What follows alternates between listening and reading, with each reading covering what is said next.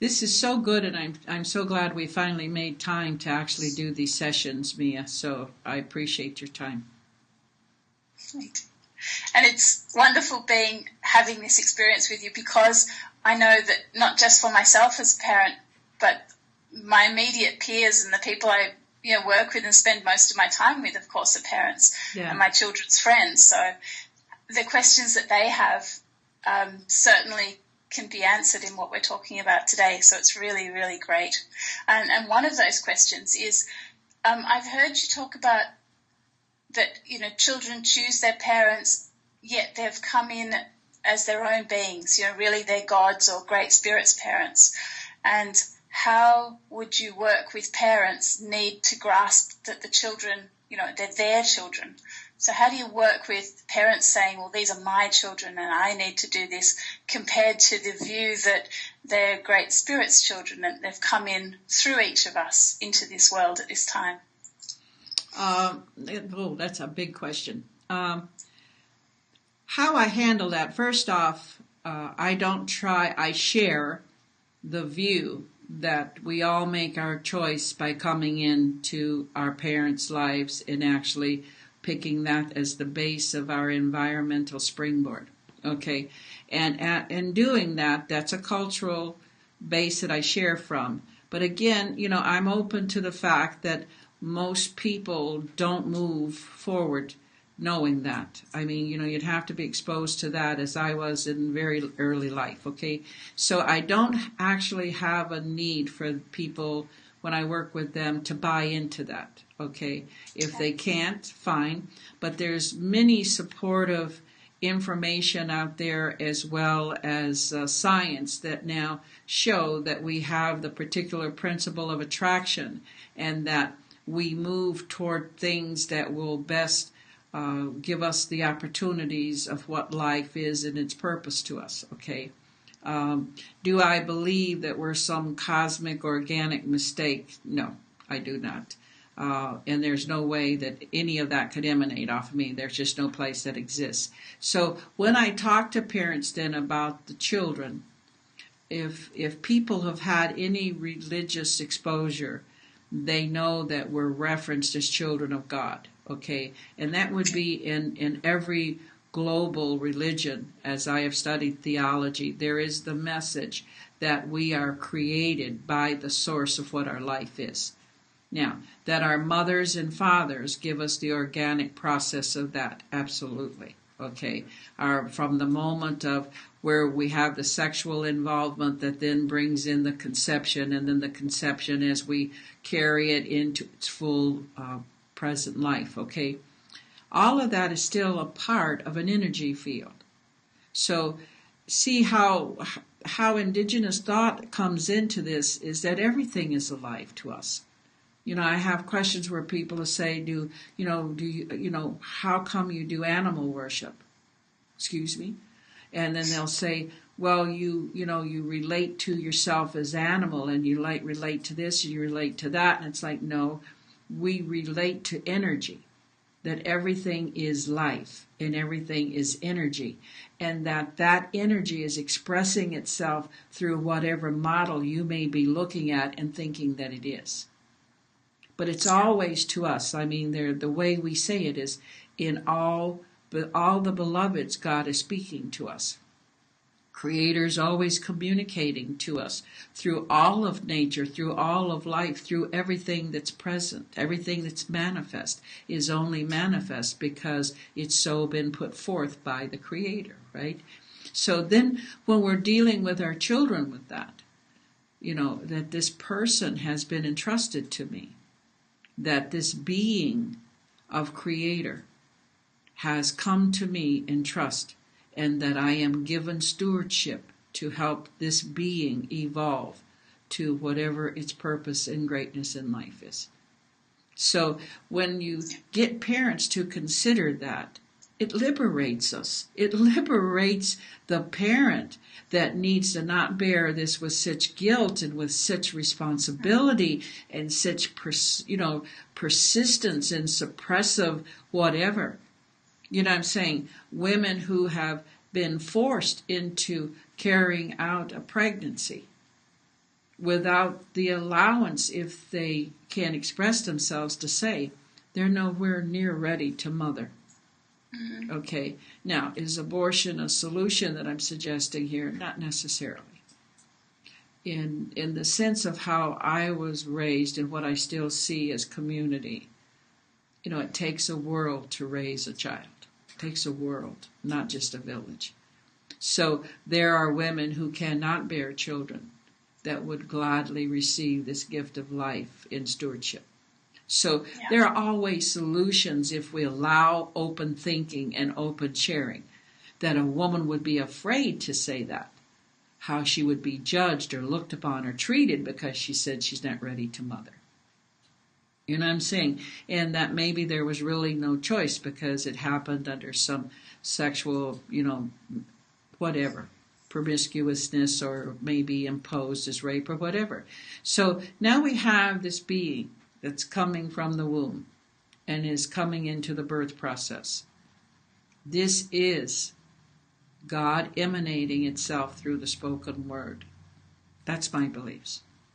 And so then if we as parents simply see this not in ownership, that this is mine, we can then explore the development, can't we? We can watch them. We can understand them. We can study them. We can observe them and realize, as my people say, each birth is the newest word from Great Spirit.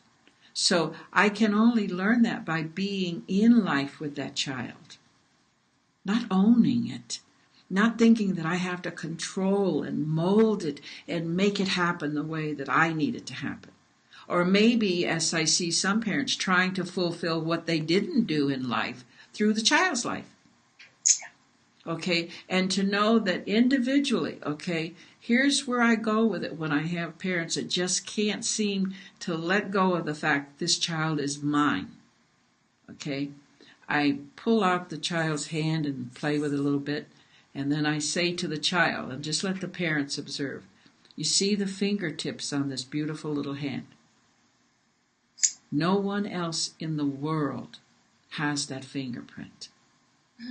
That's how individual and how very unique you are in the unfolding of creation. And that you have come in with something that none of the rest of us have. That is what it is. And then parents begin to hear that, and then they ponder it. Some of them come from all different directions with it, of course, and then we discuss that. But then it comes to them actually looking at the fact that this child will grow up. No matter what we teach our children, the very most that we can hope for is that we gave them a loving and nurturing environment.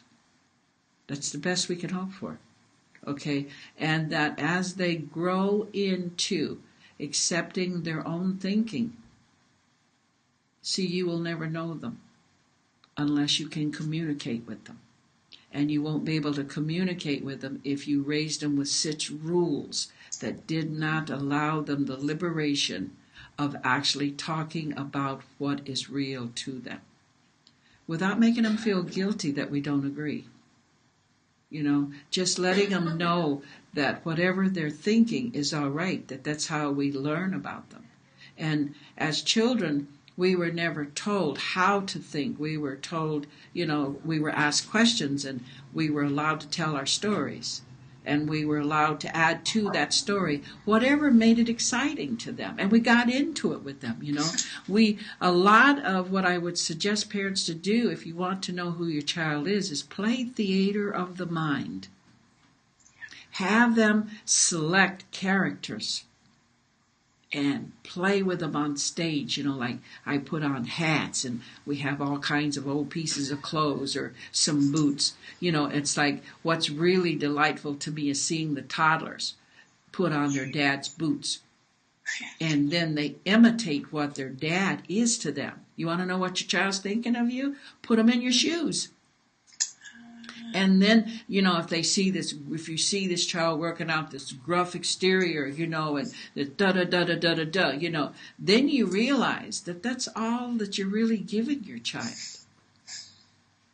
And if we want them to know that they are the newest word, they are the newest embodied word of the Creator in its many sacred names, then we have to let that unfold, don't we? And even when I see such rigid religious restrictions on what that can be, okay, I simply say to the parents, can we soften that? Can we let them learn it, not in a fearful way? Do we need to emphasize fear of God to get obedience? So you have to ask the questions that challenges a person to look to more than just the immediacy of controlling and raising those children to become a duplication of whatever that belief is. This I know. I sit with you today at 73, and this is what I know.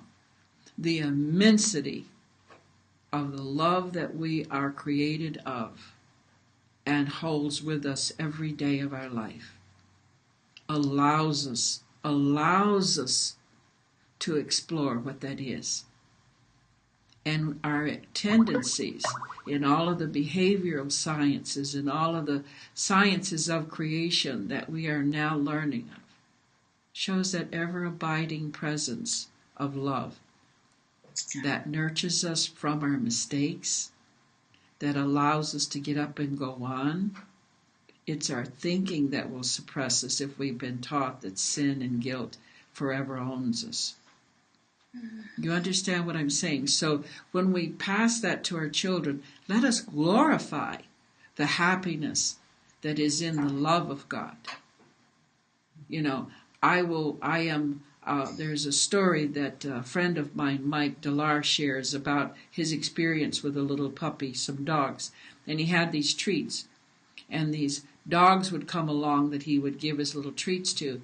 And like he said, what he realized is that this one little dog didn't just come out of greed, but always showed such respect and gratitude for the treat that he gave.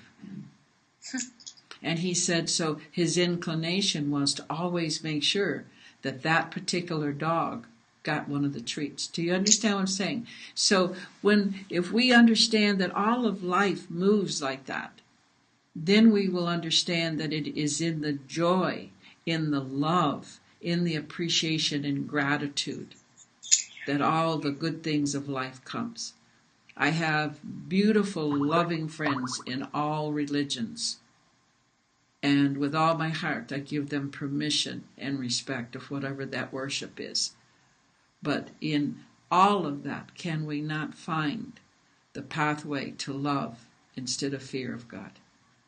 And our children feel that. So when we allow them to make their mistakes and discuss them, not in a disciplinarian way, and say, okay, what could we have done different? Or how do we see this different now? Again, allowing that individual intelligence to grow and populate in our lives. Our children will come to be people, not just little obedient whatevers that we're trying to discipline them to be. And their thoughts is what you want them to share, so that you always know and have acquaintance with this child that you've brought to the world.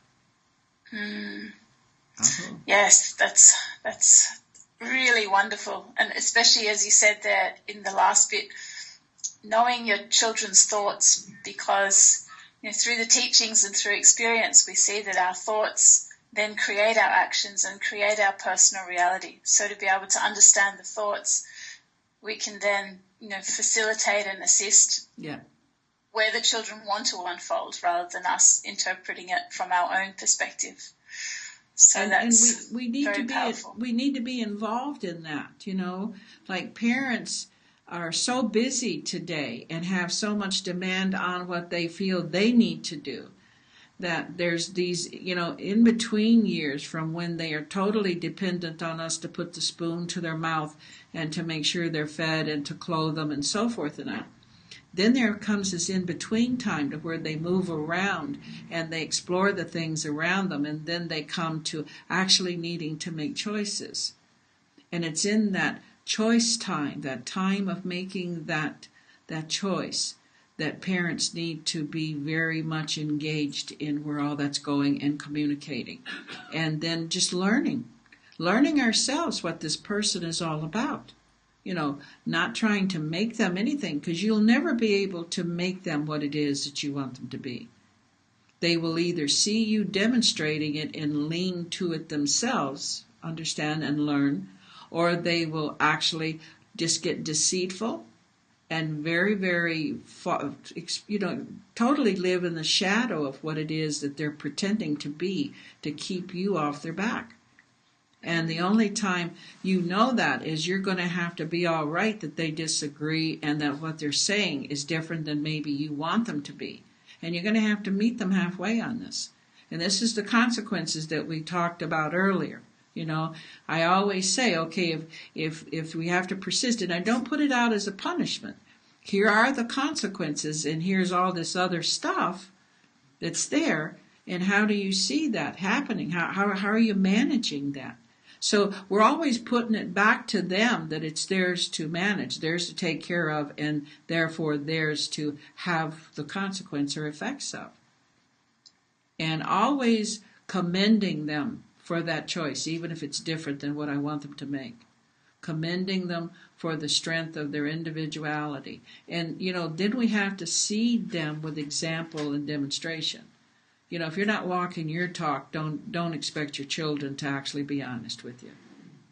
And I hear what you're saying too about providing the space for the conversations to come, because both of my children being in that middle time, being 8 and 11, it's very much, it's if we're going on a long car trip and it's if I'm just with one of them, that they'll start to open up and say, Mum. Yes. And then the unfolding happens. Or it may be in the kitchen, one may have already gone to bed and one will wake up and come up and just find me and just hang around for a while and not say anything. And I've learned to be quiet because there's an unfolding coming, and then it's Mum, and then it comes out.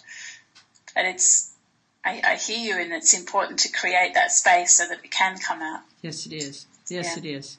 And, there's a lot of groups and organizations that actually spend enhancement time between parents, that mother and daughters and sons and fathers and mother and children and so forth and on, as well as in, husband and wife situations or partner situations. That individual time of expression is priceless. It really is. And it is so important to have if we want to have healthy relationships with whoever. Communication, number one. Absolutely. And I noticed that we're drawing to the close of our time at the moment. So I just wanted to acknowledge that is such a gem of itself that I can reflect on and help share. So I really appreciate all your sharing, with our children being part of our circle, but that we don't own them and that they are amazing and unique with their own purpose. And it's a beautiful gift to watch them unfold.